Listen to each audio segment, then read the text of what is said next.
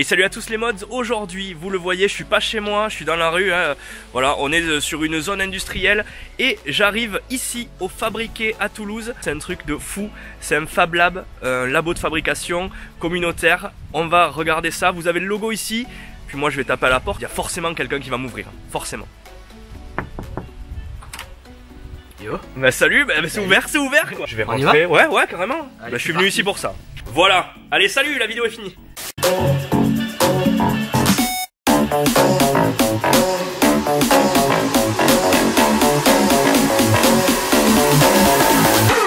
Je suis avec Antoine. Salut Antoine. Salut, ça va? Bah écoute, moi ça va très bien. Et toi? Ça va, très bien, très bien. Alors Antoine, présente-toi un petit peu. Qu'est-ce qu'on est où? Qu'est-ce que tu fais?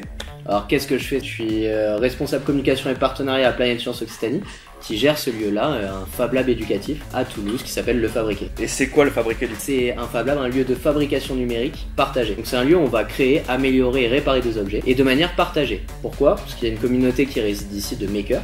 Okay. Et ces makers-là vont s'entraider pour essayer de créer des objets. Le Fabriqué, c'est un Fab Lab avant tout éducatif. Donc Planète Science Occitanie, c'est une association de vulgarisation scientifique pour les jeunes qui existe depuis maintenant 25 ans. Donc ils font beaucoup avec les scolaires pour apprendre les sciences autrement. Un peu à la manière de C'est pas sorcier. Ouais, ça je me rappelle, Fred Jamy, le camion, tout ça quoi. Bah, c'est ce qu'on fait, mais tout le temps on va décomposer pour comprendre le phénomène. C'est les jeunes qui vont faire. Ouais. Et le Fab Lab, c'est quand même le mouvement du faire. On fait par soi-même. Voilà, on décompose et on apprend aussi qu'un mauvais résultat, c'est un bon résultat, qu'on peut se tromper, qu'on va avancer. Et dans le Fab Lab, c'est ce qu'on fait, on va encore plus loin. Ouais. On fait des mini-fusées. Grâce à des machines numériques, on va faire ce qu'on a fait avec toi. On va personnaliser des objets, se créer de la déco, imprimer des pièces, faire des figurines. Donc vous le voyez, on est quand même un peu dans ce qu'on fait nous sur la chaîne. Nous, vous le savez, on fait des figurines pop custom. Et bien là, on est en plein dedans. Hein. Ils peuvent fabriquer des figurines. Vous imaginez le truc? Mais on va tout montrer. On va aller à droite, à gauche parce qu'il y a énormément de machines, énormément de trucs à vous montrer. Et surtout, on va vous montrer les créations qu'on a pu faire avec Antoine. Et ça, c'est...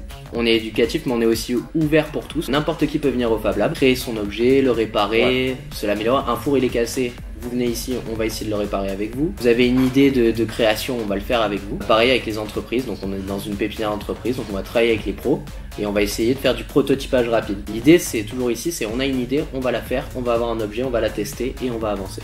Ça c'est top. C'est top, franchement. Et ben c'est parti, la petite visite, les mods, et on se retrouve après. Allez, ciao. Ciao.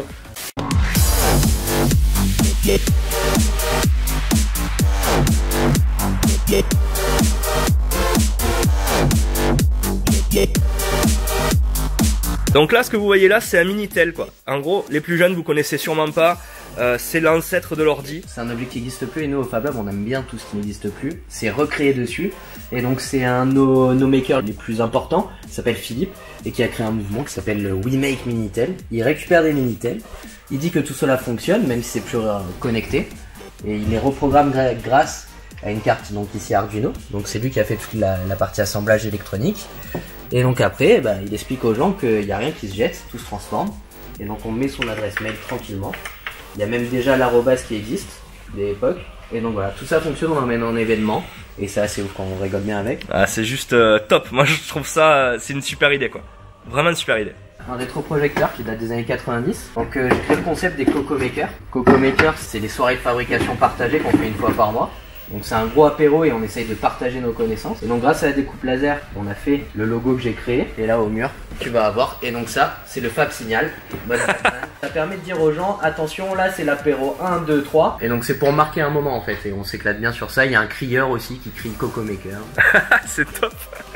Très donc, cool. C'est l'idée de, on réutilise des objets et on va créer nos idées. Donc moi je suis graphiste de base. Vous voyez quand vous étiez en cours là, et quand vous foutez des petites diapos là, hein, que on s'ennuie devant ça, on s'ennuie. Et ben là on s'ennuie plus. Là tout de suite c'est plus ludique. C'est un de nos makers qui est revenu avec ça. Donc il a acheté pour la communauté, donc c'est un vieil objet qui permet en fait par de la cire d'abeille de reproduire. C'est une des premières photocopieuses en gros, manuelle. Voilà, ça date du 19e siècle. Et donc lui, il veut le remettre au bout du jour. Et notre Fab Manager, lui, qu'est-ce qu'il veut faire? Il veut l'automatiser. Et là, c'est une bande d'arcade. Ouais, donc là, c'est vraiment initiatique, c'est pour expliquer les LED. Donc c'est un Tetris qu'on peut faire. On choisit ses couleurs. Il s'est montré en fait au plus grand nombre comment fonctionne une LED, qu'on peut tout faire, un objet de A à Z. C'est-à-dire que là, ça a été fait à découpe laser. Le seul truc, On a acheté ça, mais on l'a assemblé. Ok. Électroniquement, les LED à installer, etc. Et tu peux arriver à faire des formes. Top. Voilà. Donc là, c'est un petit photomaton. Potez-vous. Donc c'est un de nos makers aussi qui s'appelle Nicolas qui a fait cet objet-là. Homemade le tout. Quand on prend donc ces photomatons, vraiment nous on le fait. Tac. Donc là, c'est un peu long, je reconnais, mais 5 secondes. Il va se mettre comme ça. Donc là, on va avoir la photo. Ça va s'afficher. Donc on n'a pas le traitement pour sortir, mais logotypé pour la Coco Maker. Cool. J'ai mon objet, j'aurais payé je sais pas combien pour l'avoir. Là j'ai tout ce que je veux, les gens peuvent repartir avec un souvenir du Fab Lab et de la Coco Maker en 2-2. Ma compétence de graphiste, sa compétence de technicien, de maker, voilà ce qu'on peut faire. Top. Franchement, on en voudrait tous un comme ça. Tout ce qu'on sait faire au Fab Lab, c'est à la fois nous qui les avons fait ou d'autres personnes, surtout Julien, le Fab Manager qui a fait ça. Donc on met nos expériences, on montre aux gens ce qui est possible en Fab Lab. Parce qu'ici, il faut se dire, il n'y a pas de limite, c'est l'imagination. Donc on va avoir tout ce qui va être de l'impression 3D plutôt classique. Donc on imprime un objet. Donc ça, par exemple, c'est un objet qui en 1 heure. Nous, chez nous, une impression 3D, c'est 1 euro. Donc 1 euro l'objet. Ça, c'est à la CNC, une fraiseuse numérique. On va défoncer la matière. Qu'on peut y faire. On peut faire aussi un petit Han Solo. Donc ça, c'est vraiment une prouesse technique. Ce truc, il sert à pas à grand chose. Et souvent, ce qu'on fait, ça sert pas à grand chose. Mais là, c'est vraiment montrer en fait la précision qu'on pourra avoir avec une fraise. Elle est passée à 0,5 mm de la surface et petit à petit, elle a creusé la matière. Et après, quand on a du 0,1, on a ce rendu là. Toujours les petites refs à la pop culture, les gars. Ensuite, l'alien en résine. Donc là, c'est un autre procédé d'impression 3D. Donc c'est par polymérisation de la matière, on va pouvoir figer de la résine. Et donc on va avoir une qualité d'impression qui est assez ouf. Là, donc bien entendu, un alien. Mais ça peut être utilisé aussi pour des trucs un peu moins badass, mais qui sont quand même pratiques. Faire des dents, des bijoux, des choses comme ça. Ou après des belles figurines qu'on n'aurait jamais pu se refaire. Un petit Groot, donc lui il est en bois. Donc c'est du plastique, mais mélangé avec du bois, du tech. Et donc on va avoir un autre rendu. Pareil que la fusée, là c'est du cuivre. Quand on le touche, on sent vraiment quelque chose. Et on va pouvoir faire tout un tas d'objets à la découpe laser ou à la brodeuse numérique. Donc ça c'est les feignants mais qui veulent broder des objets. Tu vas personnaliser ton tissu en 2-2. Tu crées ton fichier sur ordinateur, tu l'envoies à la machine, elle comprend les couleurs, elle va broder. Ouais. C'est rapide, pas cher et en plus c'est esthétique. Bon, vous faites un peu de tout quoi. Ça c'est ça qui est sympa, c'est qu'il n'y a pas trop de limites, on va dire. Il y a même des petits robots. Ouais, on fait aussi de la robotique. Donc on organise plein d'événements sur la robotique pour les jeunes en particulier, mais aussi maintenant, il y a de plus en plus de monde. Et donc on fait le châssis complet. Et là c'est pour initier les jeunes à la programmation. Donc c'est Julien qui a conçu par exemple le logiciel de programmation par bloc. Et donc c'est pour essayer de comprendre comment on code grâce à ce qu'il a développé, ça s'appelle Unibot. Ouais. C'est ce gars là qui a fait ça. Unibot. Salut. Et si on met d'autres capteurs, ça pourrait suivre la lumière, ça pourrait suivre des couleurs. Donc nous, souvent notre truc c'est fabriquer ou fabriquer. Mais ça c'est les trophées de robotique, donc un petit logo que j'ai fait. Et donc les trophées de robotique, ça représente en tout, donc c'est présenté par Fred de C'est pas sorcier. Ouais. Et en gros à Paris, je sais plus combien c'est en tout il y a une centaine de jeunes qui ont fait des robots et qui concourent ensemble. Salut, moi je m'appelle Julien, je suis le Fab Manager du Fabriqué, de ce Fab Lab ici. Donc je vais vous présenter un petit cadeau qu'on a fait à Modzy. Alors ça c'est quoi les gars? Ça c'est, vous le savez, je suis fan de The Mask. C'est le masque du film et que je vais repeindre. C'est pour ça, la vidéo c'est aussi ça, c'est une collaboration créative. On va repeindre les pièces qu'on va avoir ici de chez nous et on vous montrera le résultat à la fin évidemment. Je vais vous présenter la machine qui a fait ça pour le coup. C'est cette machine là. Donc ça s'appelle une imprimante 3D. C'est des machines qui sont faites pour fabriquer des objets, tout type d'objets. Alors ici c'est vrai qu'on a fait un objet artistique, là, on a fait un masque. Mais on peut imprimer des pièces plus fonctionnelles, ça peut être le bouton du mixeur qui s'était cassé, ça peut être un pied de table qui était un peu défaillant. Peu importe, tout type d'objet. Le procédé il est assez simple en soi, c'est que le plastique se présente sous forme de filament. Et la machine va venir le faire défiler gentiment à l'aide d'un moteur. Elle va le faire avancer jusqu'à ici. C'est l'équivalent d'un pistocol. Voilà, pour ceux qui ont déjà joué avec le pistolet à colle, vous comprenez, c'est la même chose. Donc ça va déposer, couche après couche, le plastique pour finir par former au final la pièce qu'on a voulu obtenir. On a un deuxième petit cadeau, mais celui-là c'est pour Jess, il est là-dessus. Alors c'est pas la clé USB. C'est une clé, c'est génial. Elle va être super contente, en plus une 32 Go bordel, c'est top. Même pas, c'est 4. Désolé. Ah bon, allez, salut. Salut.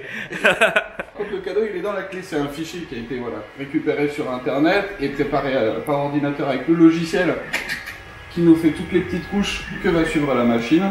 Et ben c'est parti.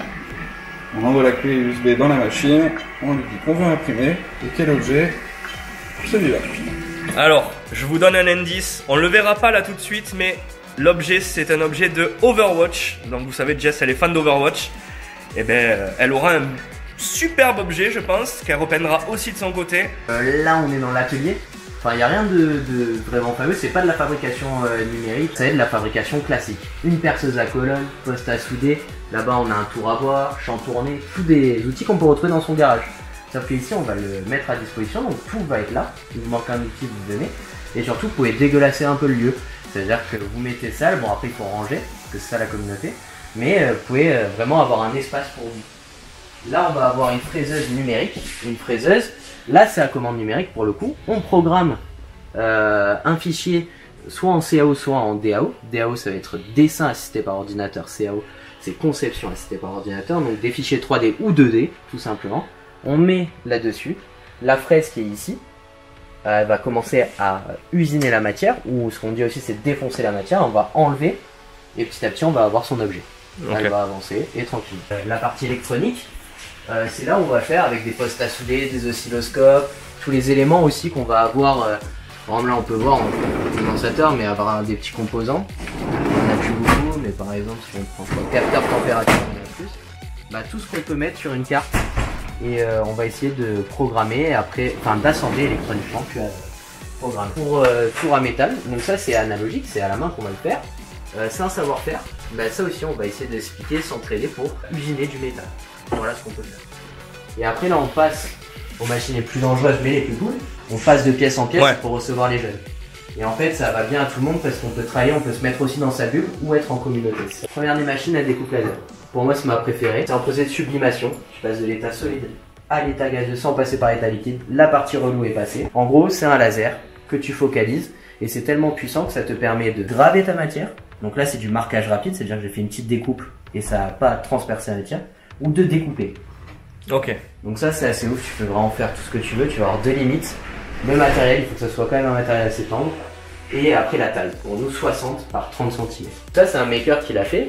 Bah, il a dit, bah moi à la communauté avec Julien, on va essayer de partager tout ce qu'elle peut faire la machine. Donc ça c'est que les matériaux un peu typiques qu'on a là.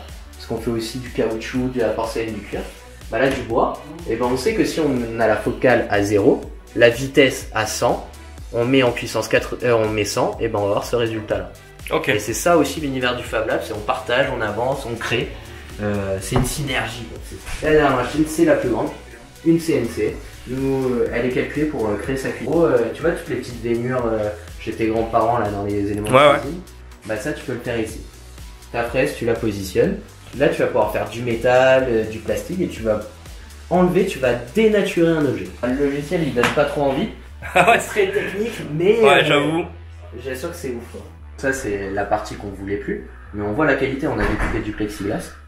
Ouais, c'est quand même lisse, hein, c'est super précis. Il y en a plein aussi, ils viennent, ils font rien, juste ils profitent du lieu parce que c'est un lieu cool pour s'amuser. Ouais, j'avoue.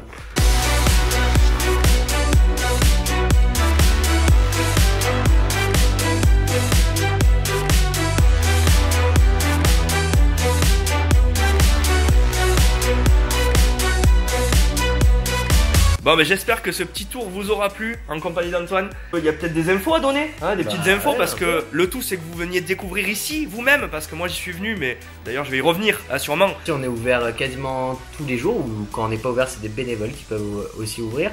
On est situé à Ramonville dans le parc technologique du Canal, et tout simplement vous venez sur notre site lefabriquer.fr ou vous nous suivez sur les réseaux, et ça c'est important de nous suivre sur les réseaux. On est sur Instagram, Facebook et Twitter. Je mettrai tous les liens de leur réseau et le site web dans la description de la vidéo, donc allez checker, allez faire un petit tour là-dessus et puis ça fera plaisir à tout le monde.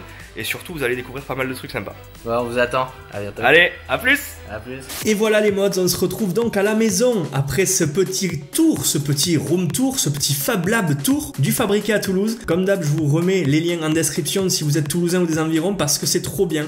Là-bas, vous pouvez créer à moindre coût, vous pouvez apprendre beaucoup de choses, vous pouvez vous servir de beaucoup de machines. C'est vraiment super sympa et l'équipe est au top, donc je vous invite à y aller. Mais nous, ce qui nous intéresse maintenant tout de suite, là, c'est le résultat. Et oui, comme vous l'avez vu, le Fabriqué, ils nous ont fabriqué, jeu de mots exceptionnel. Retrouvez-moi à Vesoul et à Montargis les 12 et 14. 2 pièces uniques. Ils m'ont fait le masque de The Mask, le truc dont je rêvais de ça totalement, c'est une des pièces maîtresses de la collection, hein, je vous le cache pas, et à Jess ils lui ont fait un personnage d'Overwatch. Son nom en français, la boule de neige. Je ne connais pas du tout ce personnage, je ne joue pas à Overwatch du tout, donc je vais vous la montrer, c'est plus simple, et vous me direz si vous la reconnaissez. Et voici le petit Snowball repeint par Jess. Alors d'abord, tout ce qu'il faut savoir, c'est que ce petit Snowball, il a été imprimé en 2 parties, la partie bowl du haut, et la partie basse, et vous voyez il y a une petite jointure parce qu'on a collé les deux avec de la Loctite 60 secondes super glue ultra forte, et regardez, au final ça rend plutôt pas mal. Jess a repeint ça de bleu clair, de bleu foncé,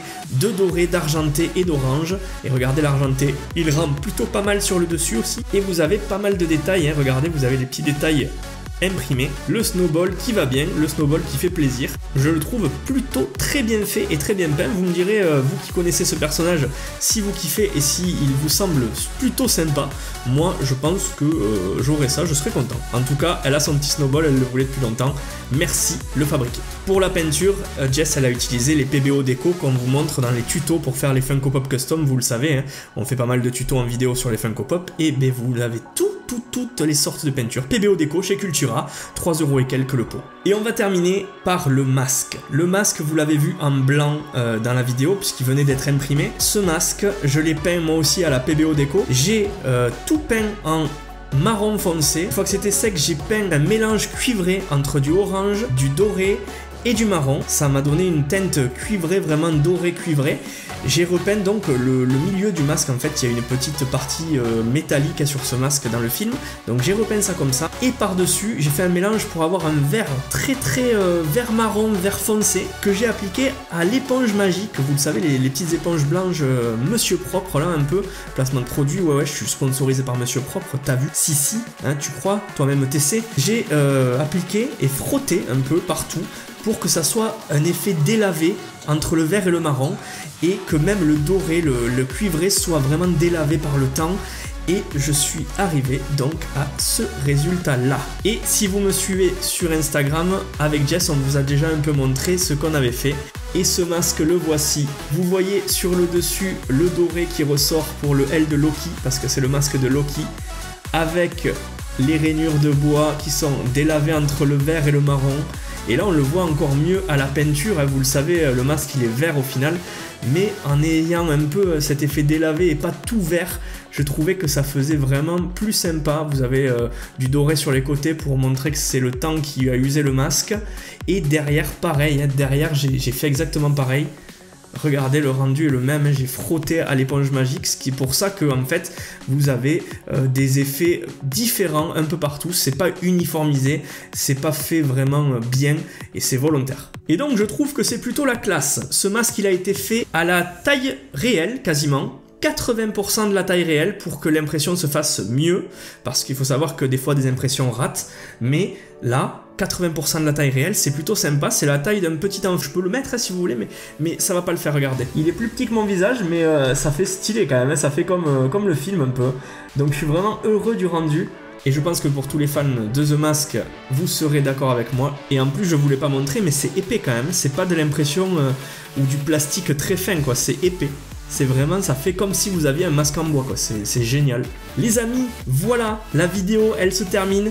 J'espère que ce petit reportage, cette vidéo un peu différente de d'habitude vous aura plu. En tout cas, moi, ça m'a fait plaisir d'aller dans ce Fab Lab que je ne connaissais pas en étant toulousain.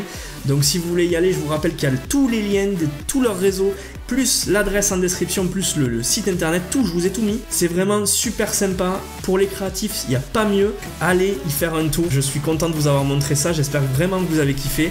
Et si vous avez kiffé, dites-le moi en commentaire et mettez un petit pouce bleu, ça fera plaisir. Merci à tous d'avoir regardé. C'était Jérém. Prenez soin de vous. Et la bise et salut.